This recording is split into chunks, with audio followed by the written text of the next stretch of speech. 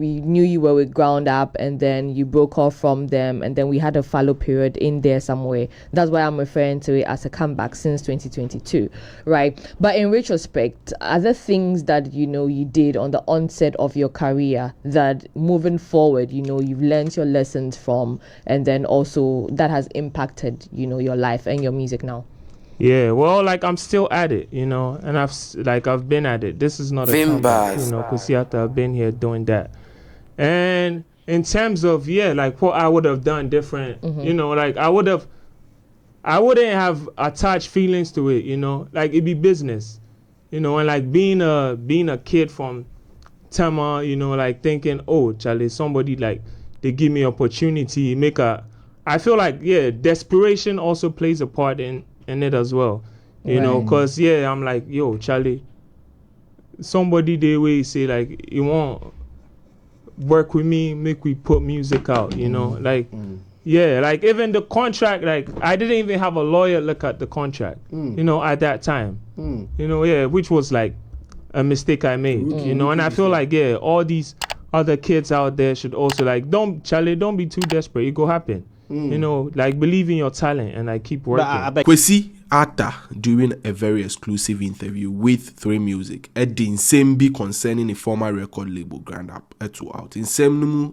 drew punch very very interesting as well. When you subscribe here my YouTube channel at Vimbas, do well to subscribe. Just a few weeks back and I just say rumors be say Kwesi Arthur and Grand Up break away under the very very worst situation. Now this became very very interesting after say Grand Up former artist Twitch Twitter ranty ADD say label owner and a former label owner Glenn the image and that screen so unknown owner of Grind Up at them a threatening among others. Now a lot of people were wondering, especially looking at the fact that Kwesi Arthur hasn't really delved into this particular issue. A few days back, Kwesi Arthur landed Ghana from the US MHS Oku 3 Music, where he spoke about the situation with Grand Up. Or say in fact he really went through hell. Now even during that time he was doing music, he had no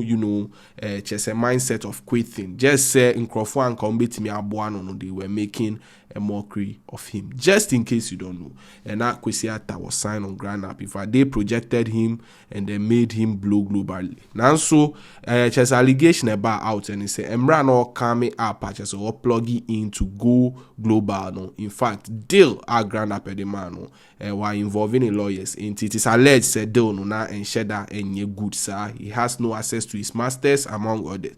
I just say a break it down Kwesi Arthur.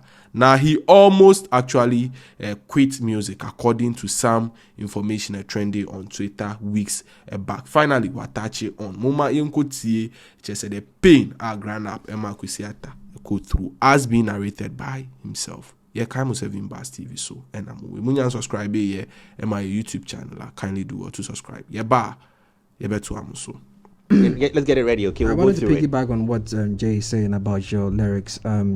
Having listened to Live from Nkrumah to Son of Jacob, which was like the last one before this is on the tape, I've noticed that some of your singles like Pain and Penny and all those things are some of the records that you have really touched on certain things, some delicate, sensitive issues, and there is the rap artistry where you are aspirational and you talk about or you try to be relatable, but there's also the bit where you pour out your emotions and your soul into these records. Now when you look at the Pain the lyrics of Pain, you say things like friends tend to foes. I remember times we not get close, so laboro just to get to shows. Then you also say that how you break the code. Yeah. Is this something you were addressing? Is this something that you were trying to say?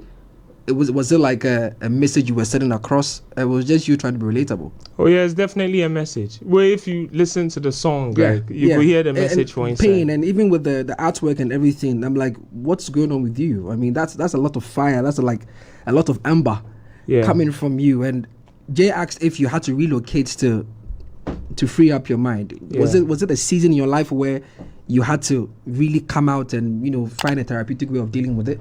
Yeah, so in regards to pain interlude, you know, like then I did talk about like betrayal and having certain expectations of people. You did, but like humans, like you go have expectations of somebody, then it won't turn out to be what you expected it to be. You know, and like people they do, like almost everybody go choose themselves. Right. You did, Bob. Right. Yeah, so. Yeah, it just rubbed me off the wrong way. You feel me? And I had to speak on it. If you listen to the song, I feel like it's kind of self-explanatory. Yeah, the reason I'm asking this is because for a rapper to get into that bag and be very vocal in that area, is this something that you say you didn't handle well, even though you didn't see it coming? You know, did it affect your mental health in any way? You know, it did disconnect you from the grid so much so that now your fans are looking for the Kwesi Arthur of life from Nkrumah, and you are going through a lot. You are going through it, and people thought, oh, it's just Kwesi Arthur dropping a record as usual, right? But after Pain, and I think you dropped Penny as well, which is a similar theme, if I'm not mistaken, and then you went off the grid a bit. You know, I want to find out around that time, in that period, what was going on with you. Were you seeking help? Were you talking to people? Were you trying to re-find yourself? Yeah. Or was the music the therapy? So around that period, like I was recording. I was recording around that time. Yeah, I was recording around that time. And that's where, during that period, that's where I got records like Fefe and Fe. I was in the studio with Neck Tunes all the time. Yeah, I had the pleasure of working with like one of these top producers from Atlanta, Troy Taylor. Like he's like a legendary producer, and he produced Ginger of this project. And like, you know, like where we're from, nobody really like teaches you about fame and like how to deal with it. Yeah, how to deal with it. You know, so I feel like for a long time I'd been like in the limelight. You know, I'd been in the limelight, taking everything in, and like when you like. It was just so much, you know. It was just so much, and going through what I went through in terms of like moving with people, and like all of a sudden like you have expectations of people, and like it doesn't turn out the way you want it to be, you know. Like it hurts so much. Kwesi, how bad was that situation? I mean, it's an open truth. It's open. It's secret. It's information out there in exit. How did you deal with that? You know, we don't need the details and the intricacies of the whole situation, but how did you deal with that? You know, like you said, you have put so much trust, you know, in people managing stuff for you. And this is life, this is career, and maybe it doesn't meet the expectation. How difficult was it for you to? I don't want to say start off again, but have to now do things. Yeah, it could derail you. Oh yeah, for sure. Yeah, for sure. How did you deal with the whole situation? Yeah, it was out there, was the news. People were talking about it. Kwesi Arthur, ground up, this, that, you know, and all of that.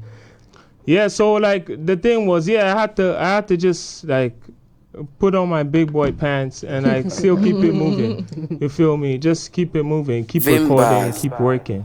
You feel me? And like it wasn't like how it used to be, because like I always had like, we had a system of working, you know, around like with those people, like there was a system of working together. And like when you leave the system, like everything is brand new for you, right? You know, so but it's like a new fortunately for me, like I still kept pushing, you know, like, and the Yawa team be say, as I go through the thing, like people will then for help you, it's like then they bash you, you know. And in this internet age, like how me like being outside for a while, like I do that all the time. Like how is it all out in the media? You know, that'd be some way. So it's like people are intentionally like crippling you with trying to do stuff. You know? In retrospect, Kwesi, real talk.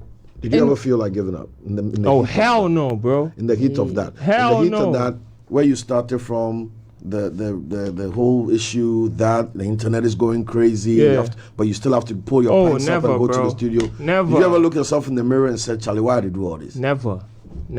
For real, on God? Never, ever, ever, ever.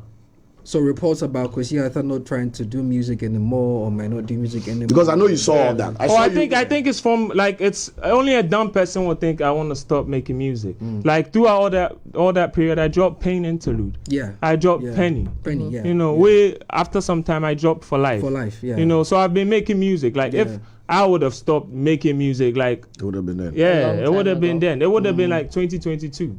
You know, but like it's been 2020. I'm still putting out stuff. I just put out my first project, you know, like off my own music company I started, CC, in honor of my grandmother. You know, so people thinking, Chale, how I go quit? Then times, bro, God has been so good to me. You know, I'm in a position now where I help people. I give people hope. I inspire so many people.